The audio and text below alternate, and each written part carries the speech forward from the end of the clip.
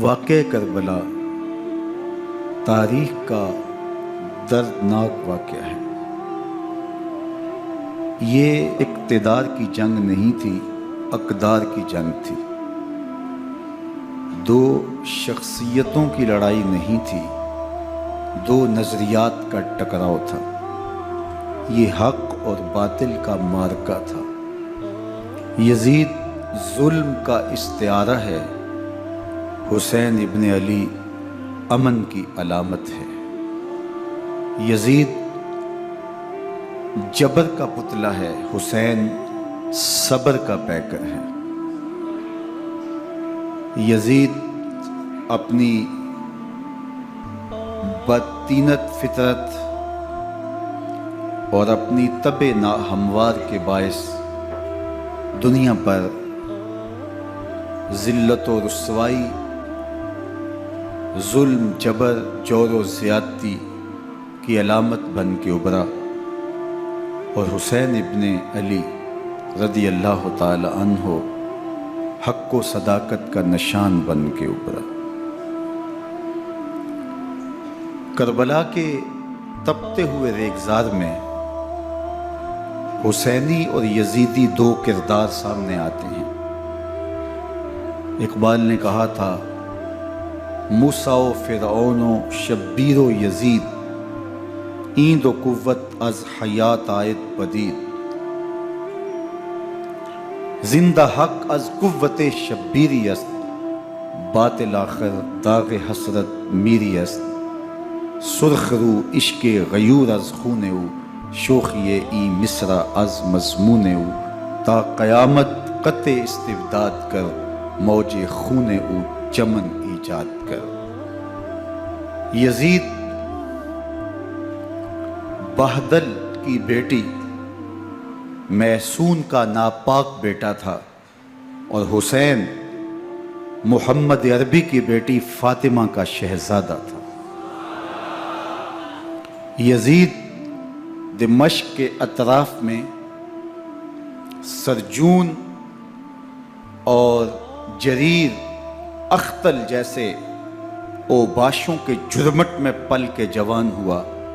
حسین کے گھر کا دروازہ مسجد نبوی کے اندر کھلتا تھا۔ یزید نشے میں دھت ہو کر کے نمازیں چھوڑ دیتا تھا۔ حسین کی کربلا کے اندر بھی نماز تہجد قضا نہیں ہوئی۔ یزید ظلم کا دوسرا نام ہے، حسین امن کی علامت ہے۔ یزید نے زندگی میں ایک مرتبہ حج کیا اور شراب کے مٹکے ساتھ لے کے آیا، اور اختل اور دیگر گویوں اور مغنیوں کو اپنے ساتھ رکھا تاکہ سفر آسانی سے کٹے۔ حسین ابن علی نے 25 حج سواری ہونے کے باوجود پیدل کیے۔ یزید حج بیت اللہ کے بعد مدینہ المنورہ آیا اور شراب کی ایک مجلس بپا کی۔ حضرت امام حسین رضی اللہ تعالی عنہ جب وہاں پہنچے تو شراب کی پھیلی ہوئی بدبو کو محسوس کرتے ہوئے فرمایا، یہ بو کیسی ہے؟ تو نشے میں دھت یزید بولا، یہ شام میں بنتی ہے، اور ایک جام منگوایا اور اس کو پیتے ہوئے دوسرا جام حضرت امام حسین رضی اللہ تعالی عنہ کی طرف بڑھاتے ہوئے کہا، ابا عبداللہ لیجئے۔ تو حضرت امام حسین رضی اللہ تعالی عنہ نے فرمایا، میں اس کی طرف دیکھتا بھی نہیں ہوں، اور پھر وہ عشقی اشعار پڑھنے لگا۔ جب یزید کی شراب نوشی کا منظر امام حسین رضی اللہ تعالی عنہ اپنی آنکھوں سے دیکھ چکے تھے، تو مجھے بتاؤ یزید کے ہاتھ پہ امام حسین کا پاک ہاتھ کیسے آتا؟ حضرت امام حسین رضی اللہ تعالی عنہ جس ماحول میں پلے تھے، جس ماحول میں پرورش پائی تھی، جس ماحول میں رہے تھے، وہ پاکیزہ اور تقدس مآب ماحول تھا۔ اور یزید کبھی اطراف دمشق میں، کبھی غوطہ میں، کبھی الخضرہ محل میں، اور کبھی کہاں داد عیش دیتا رہا اور لہو و لعب کے اندر مصروف رہا، اور اس کی زندگی ان چیزوں سے عبارت تھی۔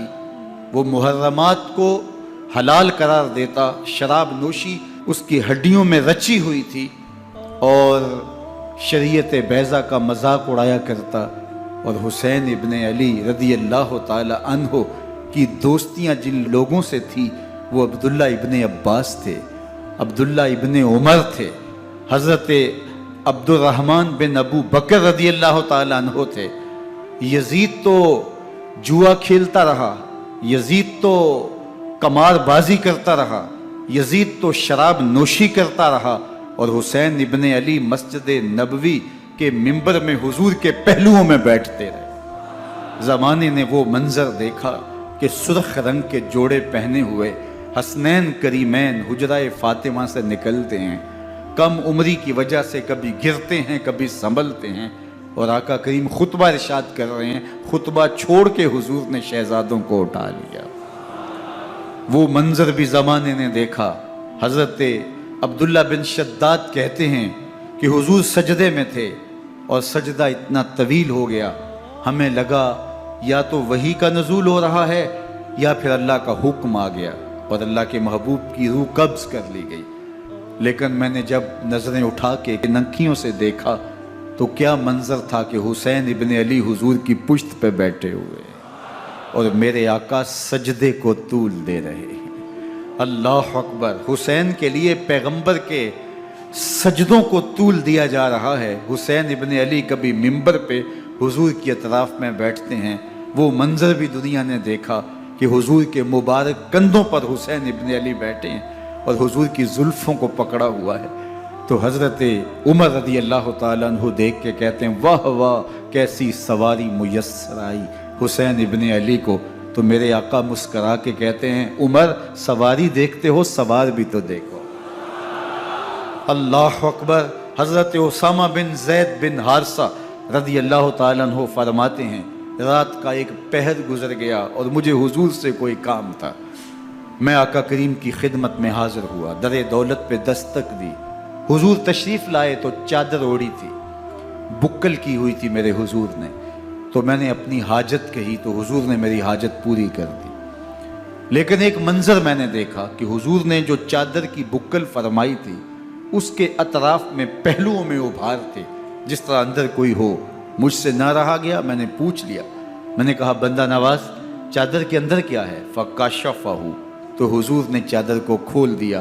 فَإِذَا الْحَسَنُ وَالْحُسَيْنُ عَلَىٰ وَرِكَيْهِ، تو کہتے ہیں میں نے اپنی آنکھوں سے دیکھا ایک پہلو سے امام حسین لپٹے ہوئے تھے، ایک پہلو سے امام حسن لپٹے ہوئے تھے۔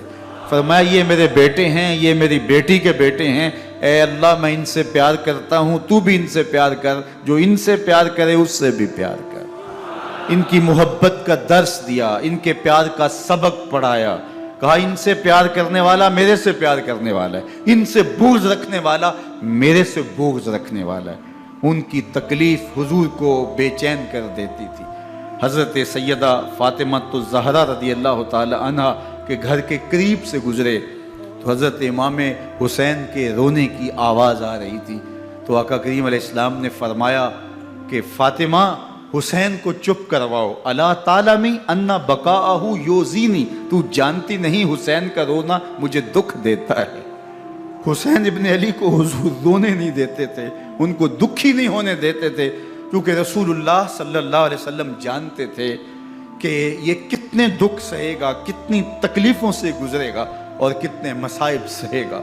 زمانے نے وہ گھڑیاں بھی دیکھیں کہ حضرت حذیفہ بن یمان رضی اللہ تعالیٰ عنہ فرماتے ہیں کہ میں حضور کی خدمت میں نماز مغرب کی ادائیگی کے لیے حاضر ہوا، اور میں نے یہ اجازت خاص طور پہ اپنی ماں سے اس شرط پہ لی تھی کہ امی آپ مجھے اجازت دیں، میں حضور کی خدمت میں حاضر ہوتا ہوں، مغرب کی نماز بھی ادا کروں گا اور پھر حضور سے عرض کروں گا حضور میرے لیے اور میری ماں کے لیے بخشش کی دعا کر دیجئے۔ ماں نے اس شرط پہ اجازت دے دی اور میں حضور کی خدمت میں آ گیا، نماز مغرب ادا کی، سلام پھرا تو میرے دل میں آرزو تھی میں حضور سے عرض کروں حضور میرے لیے اور میری ماں کے لیے مغفرت کی بخشش کی دعا کر دیں، لیکن حضور عبادات میں ذکر میں نوافل میں ایسے مشغول ہوئے کہ میں آرزو رکھنے کے باوجود بھی عرض نہ کر سکا۔ خیر نماز عشاء کا وقت ہوا، اذان پکاری گئی، حضور مصلی پہ آئے، نماز پڑھی، سلام پھرا، تو میرے دل میں پھر خیال آیا کہ ماں سے ایک نماز کی چھٹی لی تھی، نمازیں بھی 2 ہو گئیں، ماں نے جاتے پوچھنا ہے حضور سے میرے لیے اور اپنے لیے مغفرت کی بخشش کی دعا کروائی تھی تو کیا جواب دوں گا؟ اور حضور اٹھے اور کاشانہ اقدس کی طرف چل دیے۔ اب میرے دل میں یہ خیال رہ کے آ رہا تھا کہ ماں کو کیا جواب دوں گا؟ میں تو حضور سے بخشش و مغفرت کی دعا کروا ہی نہیں سکا۔ جب حضور چل پڑے تو غیر ارادی طور پہ میں بھی حضور کے پیچھے چل پڑا۔ چلنے میں تھوڑی سی رفتار تیز ہو گئی جس سے قدموں کی آہٹ پیدا ہوئی، تو جب آواز پیدا ہوئی تو حضور نے رخ پھیرے بغیر فرمایا من ھذا، میرے پیچھے پیچھے کون آ رہا ہے؟ پھر خود ہی کہا حذیفہ تو نہیں؟ تو میرا دل دھڑک رہا تھا، قلت نعم، میں نے کہا جی جی حضور میں حذیفہ ہوں۔ فرمایا ما حاجتوں کا غفر اللہ لکا ولأمکا، کیا کام ہے؟ اللہ تجھے بھی بخش دے، تیری ماں کو بھی بخش دے۔ اب جو کام تھا وہ جنبش لب سے پہلے ہی ہو گیا، یہاں تو لفظوں کا سہارا بھی نہیں لینا پڑتا، وہ بند لبوں کی بولیاں بھی سنتے ہیں۔ اقبال بولا ہے فروغت صبح آثار و دہور، چشم تو بینندائے ما فی الصدور، تیری نظر تو سینوں کے چھپے راز بھی دیکھتی۔ تو کہا ما حاجتوں کا غفر اللہ لکا ولأمکا، اللہ تجھے بخش دے، تیری ماں کی بھی مغفرت کر دے، کیا کام ہے؟ اب جو کام تھا وہ تو ہو گیا۔ تو میرے حضور نے ارشاد فرمایا حذیفہ سنو، ابھی ایک فرشتہ آیا ہے جو اس سے قبل دھرتی پر پہلے کبھی نہیں آیا، آج پہلی مرتبہ اللہ سے اجازت لے کے 2 کام کرنے آیا ہے۔ ایک تو مجھے سلام کرنے آیا ہے اور دوسرا خوشخبری دینے آیا ہے کہ آپ کی بیٹی فاطمہ جنتی عورتوں کی سردار ہے اور حسن اور حسین جنتی جوانوں کے سردار۔ ایک طرف یزید ناپاک میسون کا پلیت بیٹا اور ایک طرف محمد عربی کا نواسا، فاطمہ کے دودھ کا اثر، علی المرتضیٰ کے خون کی تاثیر، رسول اللہ صلی اللہ علیہ وسلم کے کندھوں پہ بیٹھنے والا۔ ایک دن حضور نے امام حسین رضی اللہ تعالیٰ عنہ کے ہاتھ پکڑ لیے اور ان کے پاؤں اپنے پاؤں پہ رکھے اور پھر فرمایا بیٹے آگے بڑھو، اور ان کے پاؤں حضور کی پنڈلیوں پہ آئے۔ پھر کہا بیٹے اور آگے بڑھو، حتیٰ کہ ان کے پاؤں حضور کی رانوں پہ آئے۔ پھر فرمایا بیٹا اور آگے بڑھو، تو ان کے پاؤں حضور کے مبارک بطن اقدس پہ آئے۔ پھر بازوؤں کو کھینچ کے اپنے قریب کیا اور حسین ابن علی کے منہ میں اپنی زبان رکھ دی، اور وہ اس طرح چوس رہے تھے جس طرح کھجور چوسی جاتی ہے۔ تو اللہ کے محبوب علیہ السلام نے حسین ابن علی کو اپنی زبان کا لعاب دہن دے کر کے، وہ شیر رحمت دے کر کے، وہ کوثر و تسلیم سے پاکیزہ تر آب رحمت عطا کر کے ان کی ہمیشہ کے لیے پیاس بجھا دی، تاکہ کل کربلا کے تپتے ہوئے ریگزار میں حسین ابن علی کو پیاس کی شدت تنگ نہ کرے اور پائے استقلال میں لغزش نہ آنے پائے۔ ان نازوں سے پالے ہوئے حسین کو، ان محبتوں سے پالے ہوئے حسین ابن علی کو امتحان بھی اتنے بڑے درپیش تھے۔ یاری تیری سونا پر ازمیشاں تیریاں اگ، سونا پرکھیا جامدہ ہے نال اگاں دے لگ۔ جتنا بڑا شخص ہوتا ہے اتنی آزمائشیں بھی بڑی ہوتی ہیں۔ پیغمبر رحمت کی آغوش میں کھیلنے والا، حجرہ فاطمہ کا جانشین، مصلی رسول کا وارث، منبر رسول صلی اللہ علیہ وآلہ وسلم پر حضور کے مبارک پہلو اور گود میں بیٹھنے والا حسین، حضور کی زبان چوسنے والا حسین، حضور کے کندھوں پہ سواری کرنے والا حسین، آقا کریم علیہ السلام کے مبارک سجدے کی حالت کے اندر حضور کی پشت پہ کھیلنے والا حسین، جس حسین کا دروازہ مسجد نبوی کے اندر کھلتا تھا اور یزید کی کرتوتوں کے چشمدید گواہ تھے۔ یزید جب تخت نشین ہوتا ہے تو اسے یہ فکر ہوتی ہے کہ امام حسین عبداللہ بن زبیر، عبداللہ بن عمر، عبداللہ ابن عباس یہ میری بیعت کریں۔ اور وہ ولید بن عقبہ کو لکھتا ہے کہ ہر صورت میں ان کی بیعت لو، اور اگر بیعت نہ دیں تو سختی کرو۔ حضرت امام حسین رضی اللہ تعالی عنہ کو بلاوا آتا ہے کہ آپ کو دارالامارت میں گورنر ہاؤس میں بلایا جا رہا ہے، ولید بن عقبہ کا پیغام آپ کو پہنچتا ہے۔ آپ اس وقت فرماتے ہیں کہ اس وقت جو پیغام پہنچا ہے وہ کسی خطرے سے خالی نہیں ہے، تو کچھ سواروں کو ساتھ لیا، کہا تم دارالامارت کے باہر کھڑے رہنا، اگر میری آواز بلند ہوئی تو اندر آ جانا، ورنہ تم انتظار کرنا۔ آپ اندر گئے۔ ولید بن عقبہ نے مروان کو بھی بلایا تھا۔ مروان بن حکم یہ گورنر مدینہ ولید سے پہلے رہ چکا ہے، تو اس نے مشورہ دیا کہ سختی کی جائے۔ خیر ولید بن عقبہ نے کہا کہ یہ خط ہے، حضرت امیر معاویہ کا انتقال ہو گیا اور یزید تخت نشین ہوا ہے، لہٰذا وہ آپ سے بیعت کا مطالبہ کرتا ہے۔ تو حضرت امام حسین رضی اللہ تعالیٰ عنہ نے فرمایا کہ میرے جیسا شخص یوں چھپ کے بیعت نہیں کر سکتا، اور آپ واپس پلٹے۔ مروان بن حکم نے ولید بن عقبہ کو کہا کہ یہ موقع ہے جانے نہ دیا جائے، اگر یہ نکل گئے تو دوبارہ تم قابو نہیں پا سکو گے، اور انہیں یہیں قتل کر دیا جائے۔ حضرت امام حسین رضی اللہ تعالیٰ عنہ نے یہ بات سن لی۔ کہتے ہیں حضرت امام حسین انہی قدموں کے بل واپس پلٹے اور مروان بن حکم سے مخاطب ہو کے کہا، مروان کیا بول رہا ہے؟ وہ خاموش ہو گیا۔ فرمایا تو جانتا نہیں ہم کون ہیں؟ آنا حسین ابن علی ابن ابی طالب، میں حسین ہوں، میں علی کا بیٹا ہوں، ہمارے گھر میں قرآن اترتا رہا ہے، وحی کا نزول ہوتا رہا ہے، اور یزید فاسق ہے، فاجر ہے، مسلمانوں کا قاتل ہے اور شرابی ہے، میں ڈنکے کی چوٹ پہ یزید کی بیعت سے انکار کرتا ہوں۔ بس حیدری کچھار سے محمدی شیر نکل آیا ہے۔ اب اوسان خطا ہو گئے، راستہ چھوڑ دیا، واپس آئے، سیدہ زینب سے ملے، کہا مدینے کو چھوڑنا پڑے گا۔ کہا بھیا کیا ہوا؟ کہا یزید بیعت لینے پہ مصر ہے اور میں کسی صورت بھی بیعت نہیں کروں گا۔ رسول اللہ کا مدینہ ہمارے خون سے لالہ زار بنے گا، میں نہیں چاہتا کہ حضور کے شہر نور کی حرمت پامال ہو۔ دوستو وہ کیسا منظر ہوگا جب حسین ابن علی نے آخری حاضری حضور کے روضے پہ دی ہو۔ حاجی یا معتمر 10 دن کے لیے، 8 دن کے لیے، 20 دن کے لیے مدینہ المنورہ عارضی سکونت اختیار کرتا ہے، اور حضور کے روضہ انور سے، اس شہر نور سے، ان گلیوں سے، ان بام و در سے ایسا مانوس ہو جاتا ہے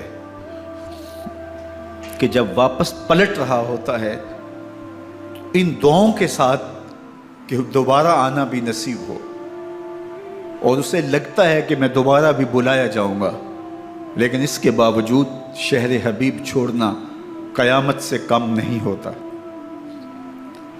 اعظم چشتی مرحوم آخری بار جب حضور کے روضہ انور پہ گئے تو بیمار تھے، ویل چیئر پہ تھے۔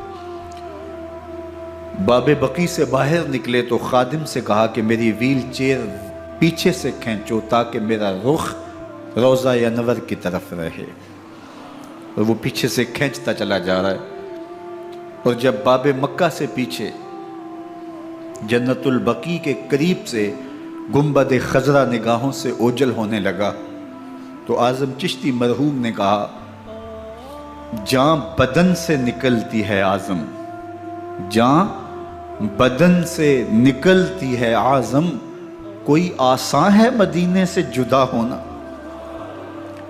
کوئی آسان ہے مدینے سے جدا ہونا۔ یہ اس شخص کی کہانی ہے جو 10 دن، 5 دن، مہینہ، 2 ماہ وہاں رہتا ہے، اور پھر اس شہر کو چھوڑ کے آنا اس کے لیے آسان نہیں ہوتا۔ اور مجھے بتاؤ کہ حسین جو پیدا مدینے میں ہوا، جس کے گھر کا دروازہ مسجد نبوی کے اندر کھلتا تھا، جو مسجد نبوی کے اندر پرورش پا کے جوان ہوتا ہے اور مدینے کی گلیوں میں کھیلتا رہا، اس حسین ابن علی کے لیے مدینہ چھوڑنا، اور پھر وہ اس بات کا علم اور شعور رکھتے تھے کہ یہ آخری بار حضور کے در پہ حاضری ہے، دوبارہ اس شہر نور میں نہیں آ سکوں گا، تو کیا قیامت ہوگی اور کیا منظر ہوگا۔ محمد بن حنفیہ کے علاوہ خاندان نبوت کے جتنے لوگ تھے ان سب نے شہر مدینہ کو الوداع کہا، اور رات کے موقع میں مدینہ المنورہ کو، مسجد نبوی کو چھوڑ کر کے مکہ کی جانب عازم سفر ہوئے۔ 3 شعبان المعظم کو مکہ المکرمہ پہنچتے ہیں، ادھر کوفیوں کے خطوط آنے شروع ہو جاتے ہیں۔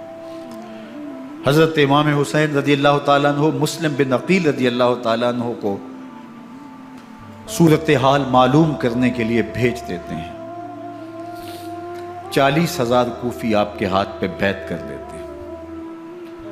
ادھر 25 پیدل حج کرنے والے حضرت امام حسین 8 ذی الحج کو احرام باندھتے ہیں، لیکن آپ کو پتہ چلتا ہے کہ حاجیوں کے روپ میں قاتل چھپا دیے گئے، تو آپ اس احرام کو حج کی بجائے عمرے میں بدلتے ہیں اور کوفے کی جانب عازم سفر ہوتے ہیں۔ کائنات والو، ذرا سینے پہ ہاتھ رکھ کے دیکھو کہ یہ کتنا مشکل مرحلہ تھا۔ اس دین کی آبرو کو بچانے کے لیے حضرت امام حسین رضی اللہ تعالیٰ عنہ نے کتنا بڑا قدم اٹھایا۔ آپ کے بہی خواہ، دوست، احباب عبداللہ بن عمر یہ سارے روکتے ہیں، عبداللہ بن عباس کہتے ہیں حضرت نہ جائیے، الکوفی لا یوفی، کوفی کبھی وفا نہیں کرتے، آپ کے والد کو وہاں شہید کیا گیا، لیکن آپ ایک فرض کو نبھانے جا رہے ہیں۔ میرے غم گسارو، میرے مہربانو، نہ روکو مجھ کو جانے دو، مجھے نانے کے دی کی ڈوبتی کشتی بچانے دو، میں جاتا ہوں کہ دنیا پر وفا کا نام رہ جائے، میں رہوں نہ رہوں پر عظمت اسلام رہ جائے۔ میں نہیں جاتا تو نبی کے گھر کی آن جاتی ہے، میں نہیں جاتا تو نبی کے گھر کی آن جاتی ہے، تمہارا دین جاتا ہے، میری غیرت ایمان جاتی ہے۔ حضرت امام حسین یہاں سے چلتے ہیں، ابھی راستے میں ہی پہنچتے ہیں کہ یہ خبر آتی ہے کہ کوفے والوں نے بے وفائی کر دی، حضرت مسلم بن عقیل رضی اللہ تعالیٰ عنہ کو شہید کر دیا گیا، نعمان بن بشیر معزول کر دیے گئے، ابن مرجانہ ابن زیاد وہاں متعین کر دیا گیا جو سخت گیر شخص تھا، اور اس نے لوگوں کو ڈرایا، دھمکایا، اور کوفے کے لوگوں کے دل بدل گئے اور وہ بیعتیں توڑنے لگے۔ وہ منظر مسجد کوفہ کا کتنا دلگداز تھا، جب امام نماز کے لیے کھڑے ہوئے تو 40,000 لوگ آپ کے پیچھے تھا۔ جب سلام پھیرا اور امام نے دیکھا کہ پیچھے لوگ نہیں ہیں، پھر لوگوں نے اپنے دروازے بھی بند کر لیے۔ رات کی تنہائیاں ہیں اور حضرت مسلم بن عقیل کو کوئی پناہ دینے والا نہیں، لوگوں نے دروازے بند کر لیے کہ کہیں ہمارے گھر میں نہ آ جائیں اور ہم مشقت اور حکومتی تشدد کا شکار نہ ہوں۔ کتنا دردناک لمحہ ہے حضرت مسلم بن عقیل رضی اللہ تعالیٰ عنہ پہ، اور پھر حضرت مسلم بن عقیل بے دردی سے شہید کر دیے جاتے ہیں۔ آپ ابھی راستے میں ہیں، یہ ساری کہانی پہنچتی ہے کہ حضرت مسلم شہید کر دیے گئے اور بے دردی سے شہید کر دیے گئے۔ وہ جنہوں نے خط لکھے تھے کہ ہم آپ کے ساتھ ہیں اور ہم منتظر ہیں، چشم برا ہیں، آپ کے قدموں کی چاپ سننے کے لیے بےتاب ہیں، آج انہوں نے بیعتیں توڑ دی۔ 40,000 کوفی منحرف ہو گئے۔ مسجد کوفہ کا وہ منظر کس قدر روح کو تڑپا دینے والا تھا۔ ہم پچھلے سال عصر اور مغرب کے درمیان جب کوفہ پہنچے تو سورج ڈوبنے کے قریب تھا۔ میں نے اپنی زندگی میں اتنا اداس موسم کہیں نہیں دیکھا جتنا اداس موسم کوفے میں دیکھا۔ ایسے لگتا تھا جس طرح کوفے کی آب و ہوا آج بھی شرمندہ ہے۔ جو مسلم بن عقیل اور خاندان نبوت کے ساتھ اہل کوفہ نے کیا، حضرت امام حسین رضی اللہ تعالیٰ عنہ کو ان کے بہی خواہوں نے، اعزاء نے، اقربا نے، دوستوں نے، آوان و انصار نے، ساتھیوں نے کہا کہ حضرت حالات یکسر تبدیل ہو گئے، اب ہمیں مراجعت کر جانی چاہیے، واپس پلٹ جانا چاہیے۔ تو حضرت امام حسین کافی سوچ بچار میں رہے، پھر اس کے بعد آپ نے فیصلہ کیا کہ ہم آگے بڑھیں گے۔ دوستوں نے کہا کہ حضرت اگر آپ آگے بڑھیں گے تو ہمیں لگتا ہے کہ وہ آپ کے ساتھ سلوک اچھا نہیں کریں گے اور آپ بچوں کے سامنے پیاسے شہید کر دیے جائیں گے۔ تو حضرت امام حسین رضی اللہ تعالیٰ عنہ نے وہاں ایک خطبہ ارشاد فرمایا کہ لوگو تم جو مجھے بتا رہے ہو مجھے اچھی طرح معلوم ہے، جو تم مجھے منظر پیش کر رہے ہو وہ میری نگاہوں میں ہے، اور جو کچھ ہونے والا ہے چشم تصور وہ منظر دیکھ رہی ہے۔ کیونکہ حضرت امام حسین رضی اللہ تعالیٰ عنہ کی شہادت کی خبر حضرت امام حسین کے پیدا ہوتے ہی خاندان نبوت میں عام تھی۔ حضور علیہ الصلوۃ والسلام کو یہ بات جبریل امین نے آ کے بتائی تھی جب حسین ابن علی کے ساتھ حضور محبت کا اظہار کر رہے تھے، تو یہ جبریل امین نے آ کے کہا تھا حضور آپ کا یہ بیٹا ارض طف میں شہید کر دیا جائے گا، اور کربلا کی مٹی لا کے حضور کو دی اور ام سلمہ کو حضور نے عطا کر دی۔ حضرت ام سلمہ کہتی ہیں کہ ایک دن میں سوئی تو خواب دیکھا کہ حضور کے مبارک بال بکھرے ہوئے ہیں اور سخت پریشان ہیں، تو میں نے کہا کہ حضور آپ کی یہ کیا حالت ہے؟ وَبِيَدِهِ قَارُورَةٌ، اور حضور کے ہاتھ میں ایک شیشی ہے، فِيهَا دَمٌ، جس کے اندر خون ہے۔ تو میں نے کہا حضور یہ کیا؟ فرمایا میں قتل گاہ حسین سے آ رہا ہوں اور یہ حسین ابن علی کا خون ہے۔ تو کہا 10 محرم کا دن تھا، دوپہر کا یہ منظر تھا، میں کیلولہ کر کے اٹھی، جب میں نے دیکھا تو وہ شیشی جس میں کربلا کی مٹی رکھی تھی وہ خون بن چکی تھی۔ تو یہ خبر پہلے دی گئی تھی، یہ بتا دیا گیا تھا۔ فرمایا میرے دوستو جو تم مجھے بتاتے ہو میں اس سے بے خبر نہیں ہوں، یہ سب کچھ ہونے والا ہے، لیکن اس کے باوجود میں کیوں جا رہا ہوں؟ تو آپ کا ایک تاریخ ساز جملہ ہے جو کربلا کے فلسفے کو ہمارے سامنے رکھتا ہے کہ یہ اتنا بڑا امتحان کیوں دیا۔ حضرت امام حسین رضی اللہ تعالیٰ عنہ نے فرمایا وَلَكُمْ فِيَّ أُسْوَةٌ، میں اس لیے جا رہا ہوں قیامت تک ظلم، جبر اور ناانصافی کے خلاف کھڑے ہونے والوں کے لیے کوئی نمونہ تو ہو۔ میری زندگی قیامت تک ظلم، جبر اور استحصالی نظام کے خلاف کھڑے ہونے والوں کے لیے نمونہ ہے۔ تو حضرت امام حسین رضی اللہ تعالیٰ عنہ نے حق اور باطل کے درمیان ایک سرخ لکیر کھینچ دی اپنے خون سے۔ اب حق اور باطل کا امتیاز کرنا مشکل نہیں ہے، کوئی باطل پہ اڑا رہے تو الگ بات ہے، لیکن امتیاز کرنا مشکل نہیں ہے۔ حدود بالکل واضح کر دی۔ اقبال نے یہاں کتنی خوبصورتی کے ساتھ اس مضمون کو نبھایا۔ سرخ رو عشق غیور از خون او، شوخی این مصرع از مضمون او، تا قیامت قطع استبداد کر، موج خون او چمن ایجاد کر۔ ایک جہاں آباد کر دیا، حق اور باطل کی راہیں اجال دی۔ اب لوگوں کو یزید کا چہرہ پہچاننے میں دیر نہیں لگتی، وقت کے ہر یزید کا چہرہ آسانی سے پہچانا جا سکتا ہے۔ یہ معرفت زمانے کو کروائی کس نے؟ حسین ابن علی نے کروائی رضی اللہ تعالی عنہ۔ تو حضرت امام حسین نے فرمایا کہ جو میرے ساتھ ہونے والا ہے میں اچھی طرح جانتا ہوں، لیکن میں اس کے باوجود آگے بڑھوں گا۔ پھر بڑھے اور کربلا میں جا کے خیمہ زن ہو گئے۔ 7 محرم کو پانی بند کر دیا گیا۔ پانی بند ہوا تو کھانا بھی میسر نہیں تھا، لیکن ذکر پانی کا ہوتا ہے اس لیے کہ کھانے کے بغیر انسان کئی دن کاٹ لیتا ہے، لیکن پانی کے بغیر گزر نہیں ہوتی۔ تو فرات کی نہر سامنے اپنی موجوں کے ساتھ چمک رہی ہے، لیکن ایک قطرہ آب بھی آل رسول کو نہیں دیا جا رہا۔ کائنات کے اندر ایسے انوکھے امتحان بھی ہوتے ہیں۔ وارثوں ساقی کوثر کے، مالک ہوں حوض کوثر کے، اور بیٹے ہوں ساقی کوثر کے، اور آج ایک بوند پانی کی بھی میسر نہ ہو۔ صبر کا امتحان ہے، عزیمت کا امتحان ہے۔ حضرت امام حسین رضی اللہ تعالیٰ عنہ خیمہ زن ہو گئے۔ 3 دن تک پانی بند رہتا ہے۔ 9 محرم کو رات کی تنہائی میں حملہ آور ہونا چاہتے ہیں، لیکن آپ نے کہا کہ ہمیں اللہ کے حضور عبادت اور ذکر کے لیے وقت دیا جائے۔ ساری رات ذکر میں گزرتی ہے، عبادات میں گزرتی ہیں۔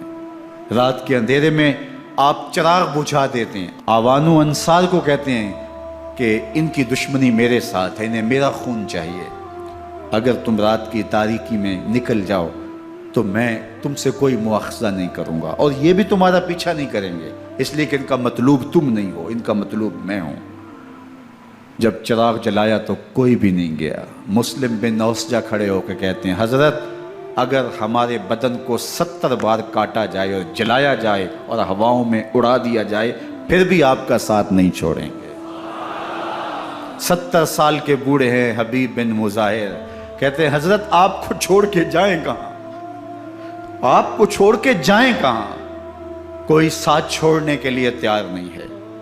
پیاس ہے، سخت گرمی ہے، کربلا کا ماحول ہے، 72 افراد اور خاندان کی خواتین میدان کربلا میں خیمہ زن ہیں۔ دوسری طرف لشکر اعداء اشقیا 22,000 کی تعداد میں مقابلے میں، ایک روایت 30,000 کی ہے۔ ان صرف 72 پیاسے لوگوں کے لیے اتنے لوگوں کو جمع کرنے کا مقصد خوف زدہ کرنا تھا۔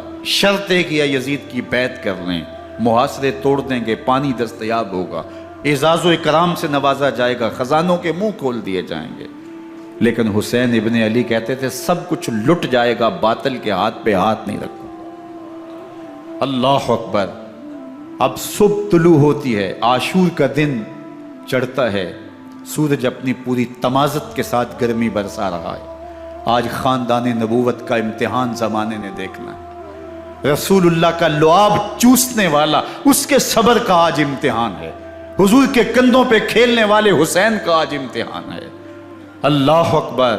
حسین ابن علی تمام حجت کرتے ہیں میں نے تمہارا کچھ نہیں بگاڑا، میں نے کسی کا خون نہیں کیا، میں نے کوئی زیادتی نہیں کی، تم کیوں میرے قتل کے در پہ ہو؟ تم جانتے نہیں میں کون ہوں؟ میں تمہارے نبی کا نواسا ہوں، رسول اللہ صلی اللہ علیہ وآلہ وسلم کے کندھوں پہ کھیلتا رہا ہوں، حضور کا لعاب چوستا رہا ہوں، اور میں بوسہ گاہ رسول صلی اللہ علیہ وآلہ وسلم ہوں۔ لیکن ان اشقیاء کے دل پر کوئی چیز اثر انداز نہیں ہوتی۔ ایک ہور ہے، اللہ اس کے دل میں نرمی ڈالتا ہے۔ پہلے تو امام حسین کو گھیر کے لے کر کے آتا ہے، لیکن بعد میں وہ قافلہ یزید سے قافلہ حسین کی طرف آ جاتا ہے۔ امام حسین فرماتے تو دنیا میں بھی ہور ہے، آخرت میں بھی ہور ہے، آزادی مل جاتی ہے۔ باقی 22,000 کا لشکر جرار امام حسین کے قتل کے در پہ ہے۔ پھر تاریخ نے خاندان نبوت کا وہ انوکھا امتحان دیکھا۔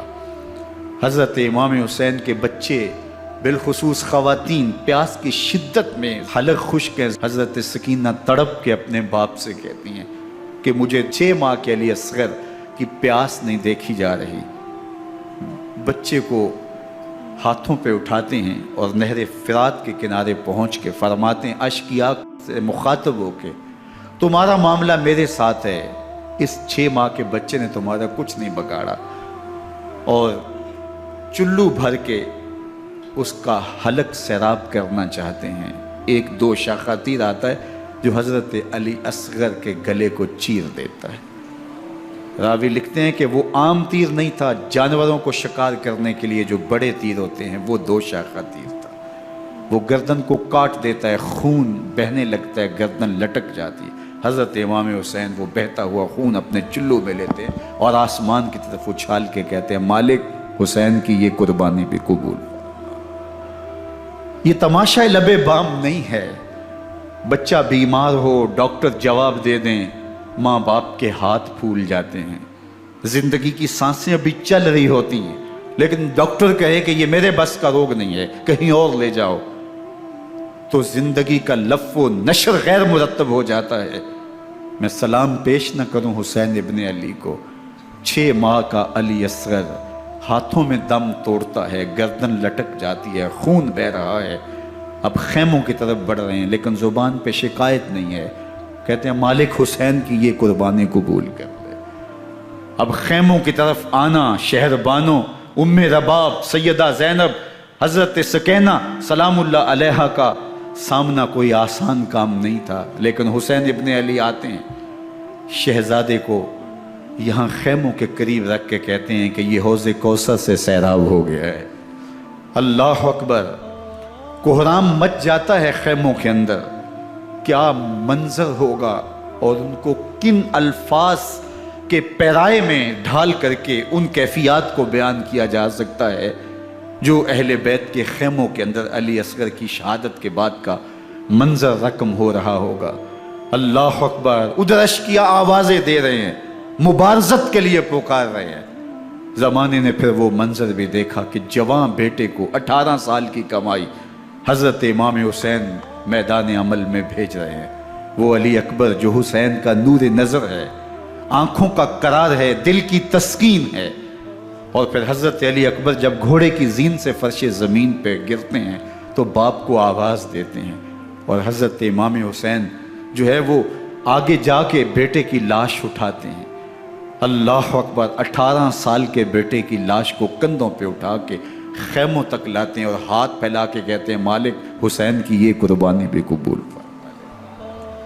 کبھی قاسم بن حسن کی لاش اٹھا کے لاتے ہیں، کبھی اون و محمد کی لاشیں اٹھا کے لاتے ہیں، بتیجوں کی، بھانجوں کی، بھائی عباس کے کٹے ہوئے بازو اور زخموں سے چھدا ہوا لاشا۔ کیا کیا قیامتیں تھیں جو اس کربلا کے ایک میدان کے اندر نہیں توڑی گئیں۔ حضرت امام حسین پر دکھ پہ دکھ، تکلیفوں پہ تکلیفیں، اب 71 لاشیں اٹھا کے خیموں تک پہنچا چکے، اور ادھر مبارزت کی دعوت دی جا رہی، آؤ میدان عمل میں آؤ، اب دیر کیوں کر رہے ہو۔ رسول اللہ کا حرم، رسول اللہ کی شہزادیاں جو نازوں میں پلی تھی، وہ کلیاں جو شبنم کا بوجھ بھی گوارا نہیں کر سکتی تھی، آج مصیبتوں کے پہاڑ ٹوٹ گئے۔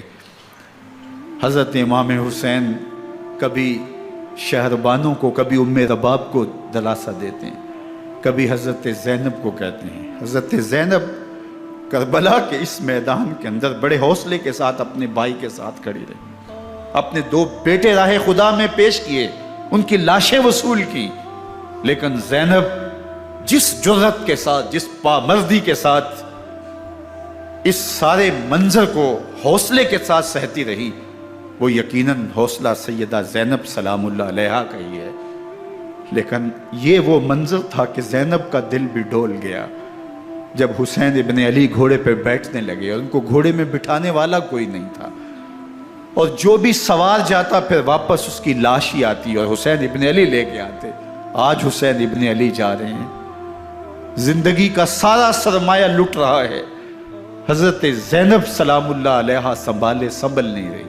حضرت امام رضی اللہ تعالیٰ عنہ اٹھے اور آپ نے حضرت زینب کو صبر کی تلقین کی اور کہا کہ صبر ہی بہترین ذریعہ ہے اور اللہ کی قربت کا ایک بہترین سبب ہے، اور ان کو صبر کی تلقین کرتے ہوئے فرمایا کہ میرے بعد تم نے اس ذمہ داری کو سنبھالنا ہے اور ان مخدرات اسلام کی، ان شہزادیوں کے پردے کی تم نے حفاظت کرنی ہے۔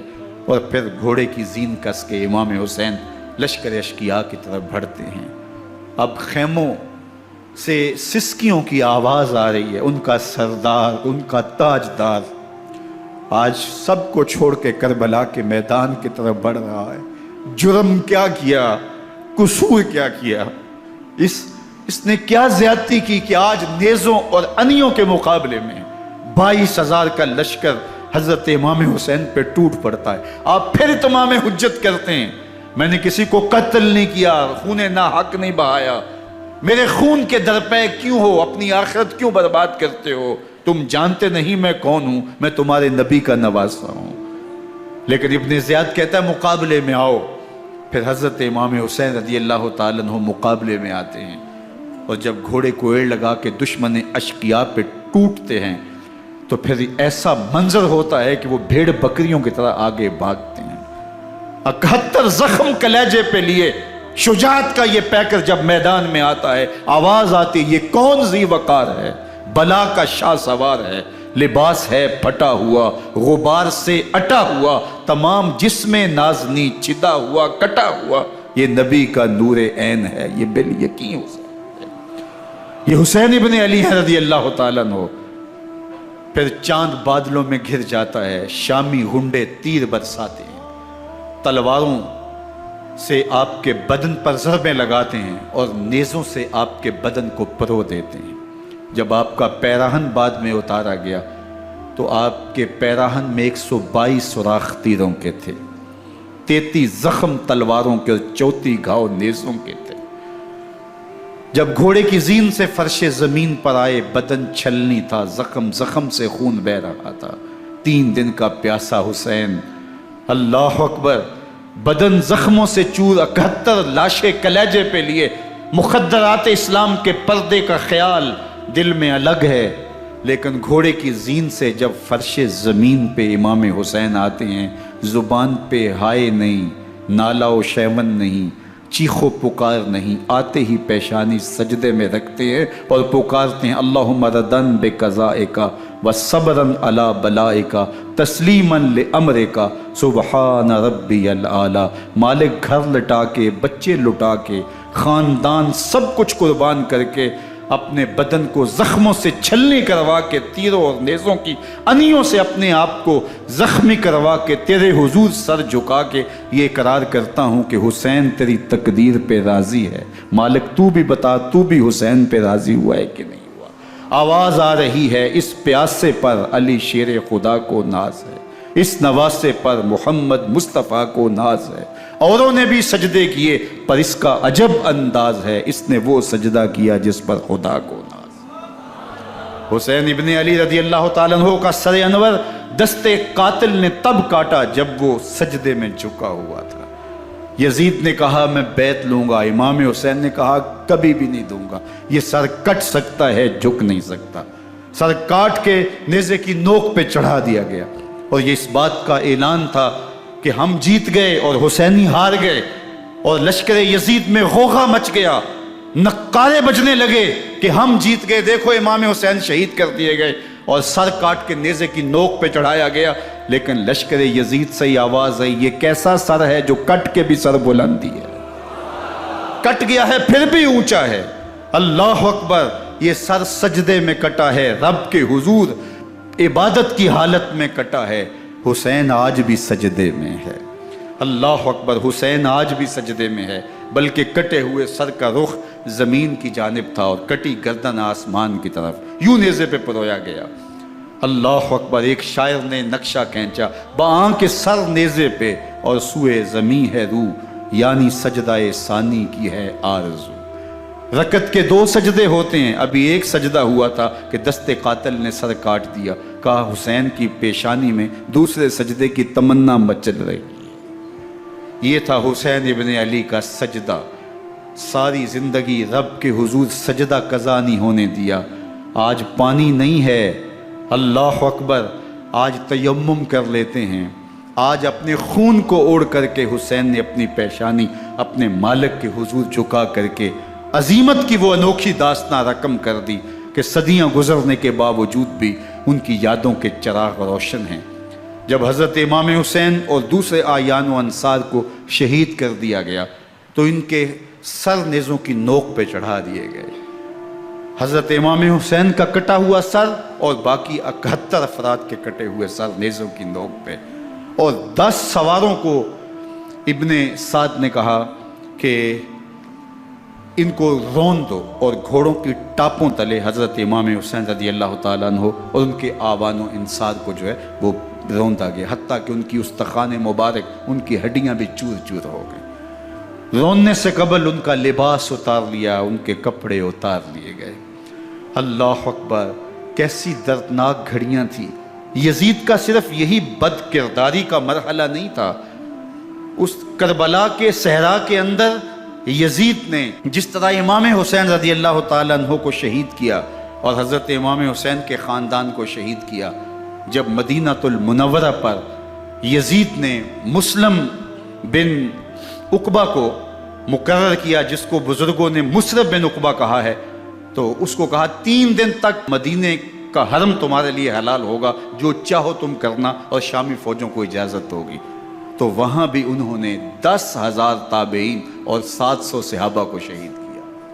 حضرت ابو سعید خدری رضی اللہ تعالیٰ عنہ گھر سے باہر نکلے، کافی بوڑھے ہو چکے تھے، تو انہوں نے حضرت ابو سعید خدری کو پکڑ لیا، کہا تم کون ہو؟ کہا مجھے ابو سعید خدری کہتے ہیں۔ تو کہا ہاں تمہارا نام سنا ہے، اور داڑھی سے پکڑ کے کھینچا اور کہا کہ ہے تمہارے پاس جو ہمیں دو؟ تو کہا کہ میرے پاس تو کچھ بھی نہیں، میں تو فقیر آدمی ہوں۔ تو ان کے گھر ان کو لے گئے، تو 2 کبوتر رکھے تھے حضرت ابو سعید خدری نے، تو وہ کبوتر لوٹ کے لے گئے۔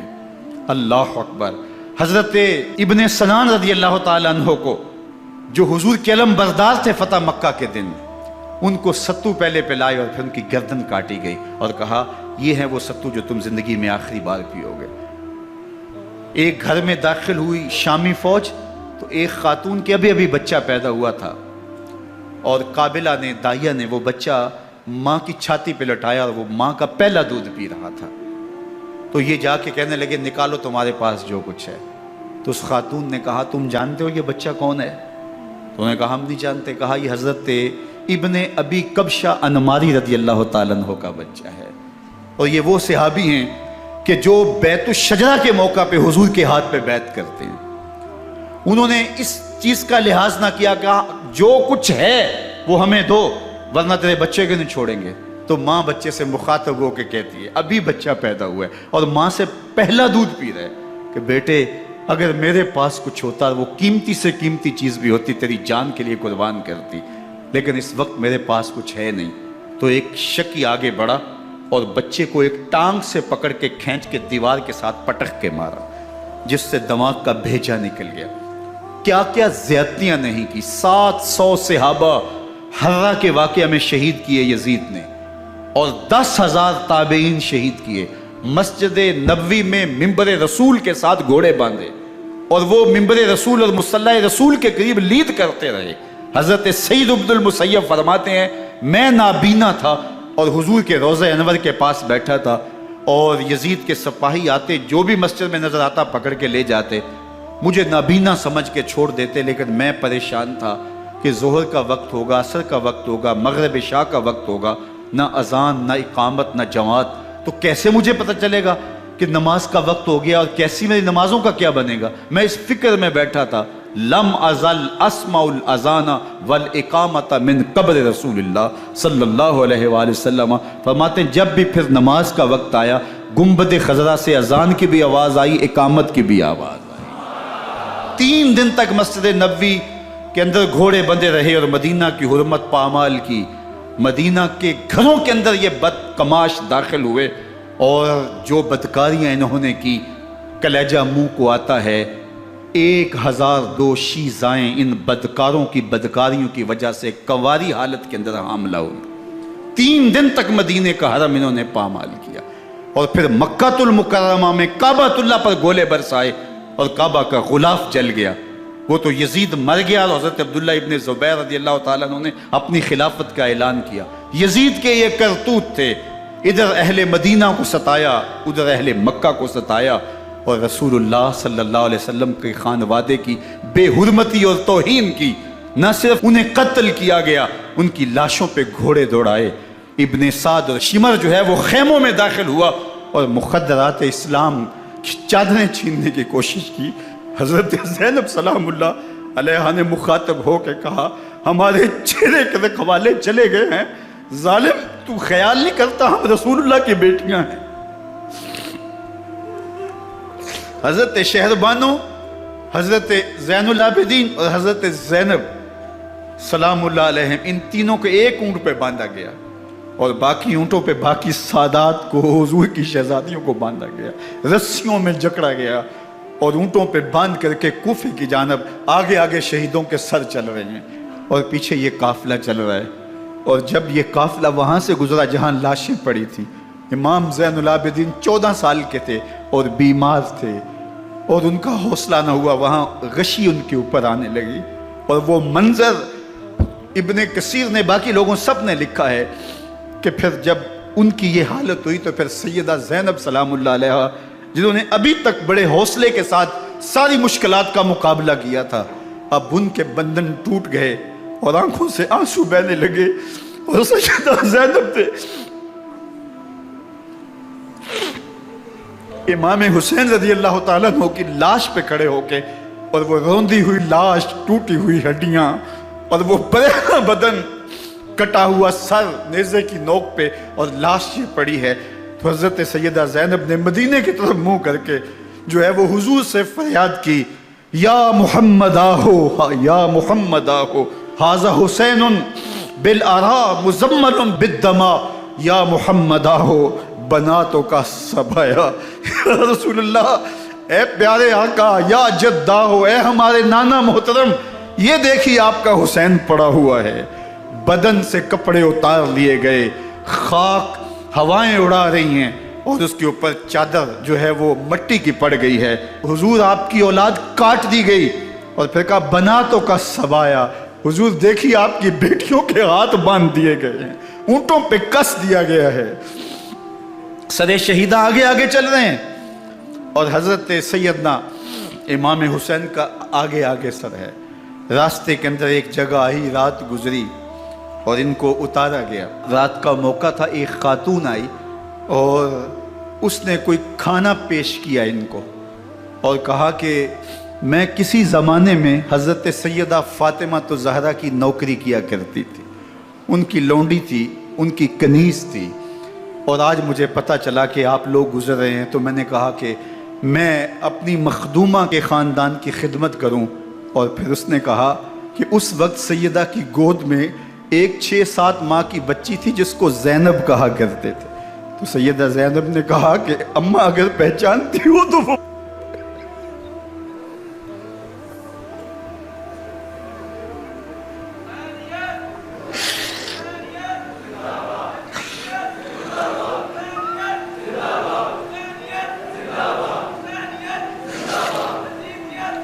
یہ تاراج اور لٹا ہوا کارواں پھر وہاں سے کوفے میں کیسے پہنچا، اور کوفے کے اندر سیدہ زینب سلام اللہ علیہا نے وہ یزید کے دربار میں، ابن زیاد کے دربار میں وہ جرأت آمیز جو باتیں کہیں، اللہ اکبر، زینب کی زبان میں علی کی خطابت بول رہی تھی، اور پھر دشمن اور دوست سارے رونے لگے، اور وہ کیا دل گداز منظر تھے۔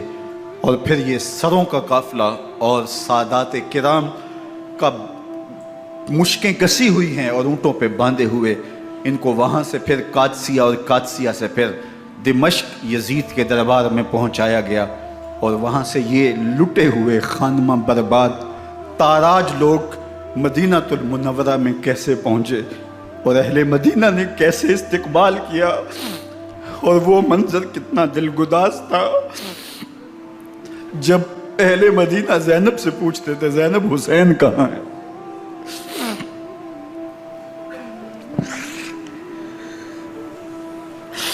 بے مروت بے وفا تیرا بھی کیا افسانہ ہے، جس نے اپنی ہی شمع کو گل کیا تو وہ پروانہ ہے۔ اپنے پیغمبر کے شہزادوں کو اور اپنے پیغمبر کی شہزادیوں کو جو دکھ اس امت نے دیے، یہ کائنات کی ایک انوکھی داستان ہے۔ اللہ ہمیں اسوہ شبیری پہ عمل کی توفیق عطا کرے اور ان کے نقوش پاک کی برکتیں دے، اہل بیت کی محبت ہماری روحوں میں جذب کر دے، اور جس عظیمت کے ساتھ، جس حوصلے کے ساتھ انہوں نے دکھوں کو جھیلا، جو دہکتی آگ کے شعلوں پہ سویا وہ حسین، جو جواں بیٹے کی میت پر نہ رویا وہ حسین، جس نے سب کچھ کھو کے کچھ نہ کھویا وہ حسین، مرتبہ اسلام کا جس نے دوبالا کر دیا، خون نے جس کے دو عالم میں اجالا کر دیا، جو کہ سوزے غم کو سانچے میں خوشی کے ڈھال کے مسکرایا موت کی آنکھوں میں آنکھیں ڈال کے۔ اے حسین ابن علی تم پر سلام، نازش آل نبی تم پر سلام۔ ذرا میرے ساتھ یہ پڑھ لیجئے، اے حسین ابن علی تم پر سلام، نازش آل نبی تم پر سلام، تم پہ لاکھوں رحمتیں لاکھوں سلام، اے شہیدان محبت کے امام، لالا گوں لالا بدن لالا کفن، اے چمن اندر چمن اندر چمن، زندگی ہی زندگی تیری حیات اے حیات اندر حیات اندر حیات، افتخار ملت بیضا ہے تو، رب کعبہ کی قسم یکتا ہے تو، فخر کا دل میں دریچہ باز کرنا چاہیے، جن کا تو آقا ہے ان کو ناز کرنا چاہیے۔ وآخر دعوانا ان الحمدللہ رب العالمین۔ 10 محرم الحرام کو کربلا کا واقعہ رونما ہوا، تو اس موسم میں اطراف و اکناف عالم میں اس حوالے سے بات ہوتی ہے، ذکر کیا جاتا ہے۔ اہل محبت حضرت امام حسین رضی اللہ تعالی عنہ کے حضور خراج عقیدت اور خراج محبت پیش کرتے ہیں۔ یہ حق و باطل کا معرکہ تھا، جھوٹ اور سچ کا مقابلہ تھا، ظلم اور عدل کا ٹکراؤ تھا، خیر اور شر کی لڑائی تھی، دو نظریات کا تصادم تھا۔ ایک طرف امام حسین رضی اللہ تعالی عنہ اور ان کے 72 جانثار تھے، اور دوسری طرف یزید اپنی تمام تر قوت کے ساتھ موجود تھا۔ حضرت امام حسین رضی اللہ تعالی عنہ سے مسلسل آخری وقت تک بیعت کا اصرار رہا، اور آپ آخری سانس تک یزید کی بیعت سے انکار کرتے رہے۔ حضرت امام حسین رضی اللہ تعالیٰ عنہ لڑائی کے لیے نہیں آئے تھے، ورنہ خواتین اور بچے ساتھ لانے کا کوئی مقصد نہیں تھا۔ آلات حرب و ضرب بھی نہیں تھے۔ عرب جو اپنے ساتھ سفر پہ معمول کی تلواریں اور اسلحہ جات رکھتے ہیں وہی تھے، اور آپ کو پیشکش بھی کی گئی۔ ترماح بن عدی بن حاتم نے، یہ حاتم تائی کا پوتا تھا، کہا کہ آپ میرے ساتھ ہمارے علاقے میں چلے جائیں۔ جب مختلف بادشاہوں نے عرب پر قبضہ کیا تو ہمارے قبائلی علاقے اس وقت بھی ان سے محفوظ رہے۔ ہم آزاد قبائل ہیں، میں چند دنوں میں آپ کی پشت پر 30,000 کا لشکر کھڑا کر دوں گا جو جانثار ہوگا۔ لیکن حضرت امام حسین رضی اللہ تعالیٰ عنہ نے ترماح بن عدی کی اس پیشکش کو قبول نہیں کیا اور آگے بڑھے۔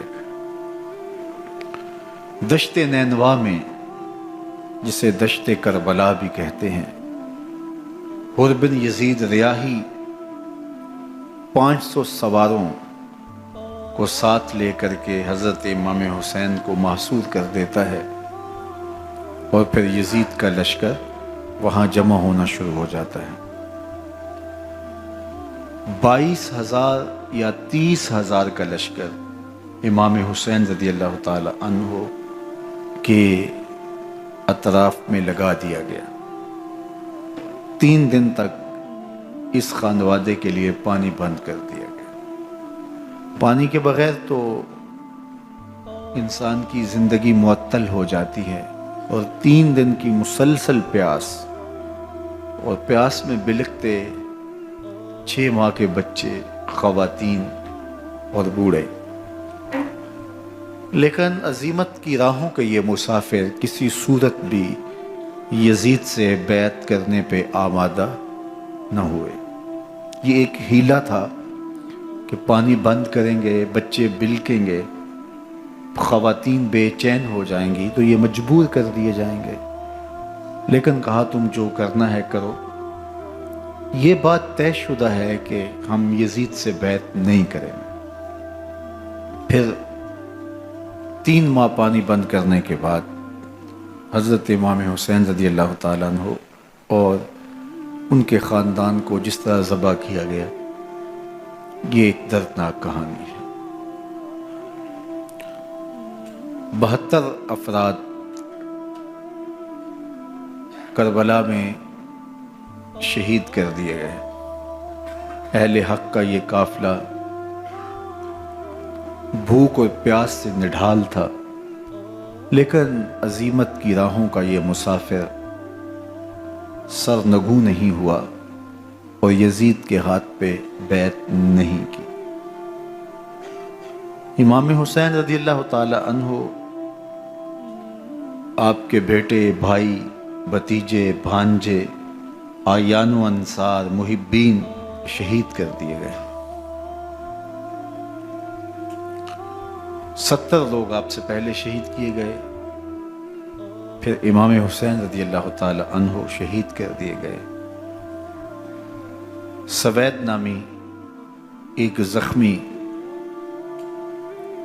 وہ چھری لے کر کے حملہ آور ہوئے اور وہ بھی شہید کر دیے گئے۔ یہ کربلا کے آخری شہید تھے جو حضرت امام حسین کے بعد شہید ہوئے۔ لیکن ان کی خون آشام تلواروں کی ابھی پیاس نہیں بجھی، اور ان کی آتش غیظ و غضب ابھی ٹھنڈی نہیں ہوئی۔ شمز الجوشن حضرت علی اوسط، جنہیں امام زین العابدین کے نام سے دنیا جانتی ہے، 14 سال کی عمر میں تھے، بیمار تھے، خیمے میں گھس کے ان کو بھی شہید کرنے لگا تو حمید بن مسلم نے کہا کہ کیا بچوں کو بھی شہید کیا جائے گا؟ تو وہ رک گیا۔ عمر بن سعد کے حکم نامے سے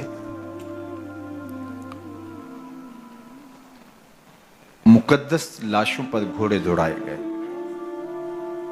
حتیٰ کہ ان کی ہڈیاں چور چور ہو گئیں، اور شہیدوں کے سر نیزوں پہ چڑھا دیے گئے۔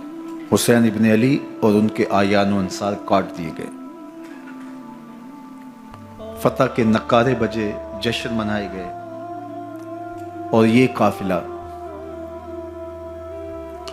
کربلا سے کوفے کی جانب روانہ ہوا۔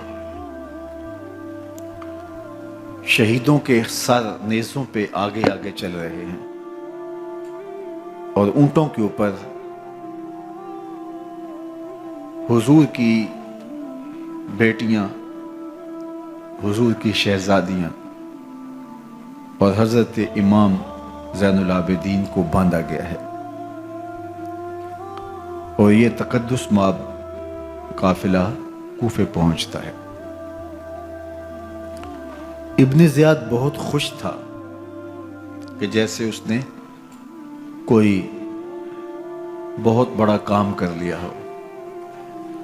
نواسہ رسول کا سر ایک تشت میں رکھا اس کے سامنے تھا، اور وہ چھڑی سے آپ کے ہونٹوں اور آپ کے دانتوں پر ضرب لگاتا۔ حضرت زید بن ارقم رضی اللہ تعالی عنہ صحابی رسول اس مجلس میں موجود تھے، وہ کھڑے ہو گئے۔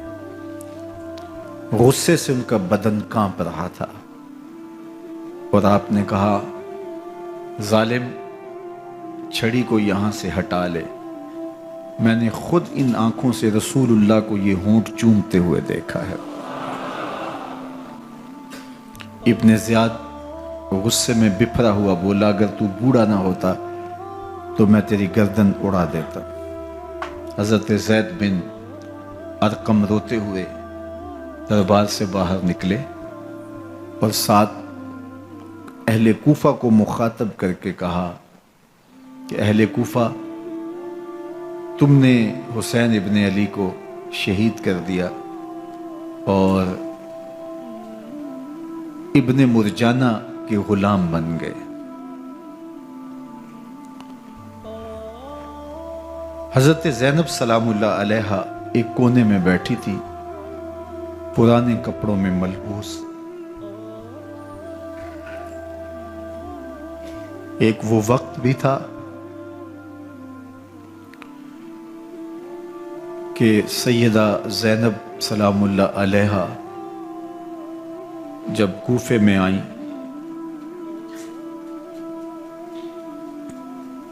سیدنا علی المرتضیٰ کے زمانے میں، ان کے دور خلافت میں دار الخلافہ کوفہ متعین ہوا، تو یہ مدینے سے کوفے آئیں، تو اس وقت کوفے کی معزز خواتین نے ان کا استقبال کیا۔ خلیفۃ المسلمین کی شہزادی، رسول اللہ کی بیٹی سیدہ فاطمہ الزہرا کا عکس حضرت زینب سلام اللہ علیہا کوفے میں داخل ہوئیں، تکریم، عزت اور وقار کے ساتھ آپ کا استقبال کیا گیا اور آپ خواتین کو درس قرآن دیتی، حضور کی شریعت سکھاتی، اور آج وہی کوفہ ہے، وہی دیوار و در ہے اور وہی زینب ہے، اور آج زینب کے ساتھ حسین ابن علی کا کٹا ہوا سر ہے۔ پرانے کپڑوں میں ملبوس حضرت زینب سلام اللہ علیہ آج اسی کوفے میں داخل ہوئی ہیں۔ دارالامارت کے ایک کونے میں تشریف فرما ہے کہ ابن زیاد پوچھتا ہے یہ خاتون کون ہے؟ حضرت زینب خاموش رہیں۔ اس نے دوسری مرتبہ پوچھا، آپ پھر خاموش رہیں۔ تیسری مرتبہ پوچھا، آپ پھر خاموش رہیں۔ پھر ایک لونڈی نے بتایا یہ زینب بنت علی ہیں۔ تو اس کے سامنے حضرت امام حسین کا کٹا ہوا سر پڑا تھا اور وہ حضرت زینب سے مخاطب ہو کے کہنے لگا کہ اللہ نے تمہیں شکست دی اور یزید بن معاویہ کو فتح عطا کی۔ تو حضرت زینب سلام اللہ علیہا پھر دربار ابن زیاد میں ایک خوبصورت خطبہ عطا کیا۔ زینب بول رہی تھی، لگ رہا تھا مولا کائنات بول رہے ہیں۔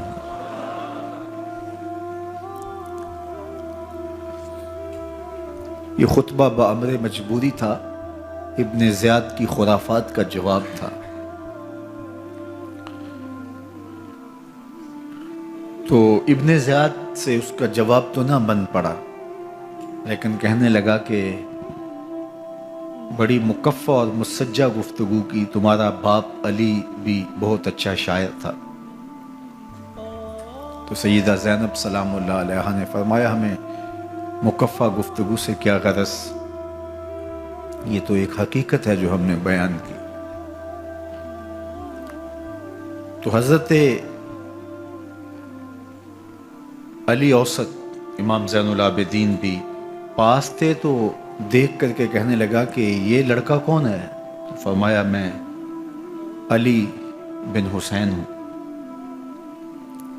تو کہا کہ انہیں تو قتل کر دیا گیا۔ کہا وہ میرے بھائی تھے اور ان کا نام بھی علی تھا، میرا نام بھی علی ہے۔ تو اس نے کہا کہ اس لڑکے کو لے جاؤ اور قتل کر دو۔ حضرت زینب علی اوسط امام زین العابدین کے ساتھ چمٹ گئیں اور کہا کہ اگر تم اسے قتل کرو گے تو اس کے ساتھ مجھے بھی قتل کرنا ہوگا۔ تو ابن زیاد کہنے لگا کہ یہ عورت سچ کہتی ہے، واقعی اس کے جذبات یہی ہیں۔ اور الصلاۃ جامعہ کی پکار کے ساتھ مسجد کوفہ میں آ گیا۔ کوفے کے لوگ سارے ابن زیاد کے سامنے تھے۔ امام حسین کا کٹا ہوا سر ابن زیاد کے سامنے تھا اور اس نے کہا کہ اللہ نے یزید بن معاویہ کو فتح دی اور کذاب ابن کذاب معاذ اللہ حسین ابن علی کو شکست دی۔ جب اس نے یہ بات کہی تو عبداللہ بن عفیف الازدی رضی اللہ تعالی عنہ موجود تھے، وہ کھڑے ہو گئے۔ غصے سے ان کا بدن کانپ رہا تھا اور آپ نے پوری ہمت کے ساتھ ابن زیاد کو جواب دیتے ہوئے کہا، ظالم، حسین سچا، حسین کا باپ بھی سچا، تو جھوٹا، تیرا باپ بھی جھوٹا، جس نے تجھے امیر بنایا وہ بھی جھوٹا۔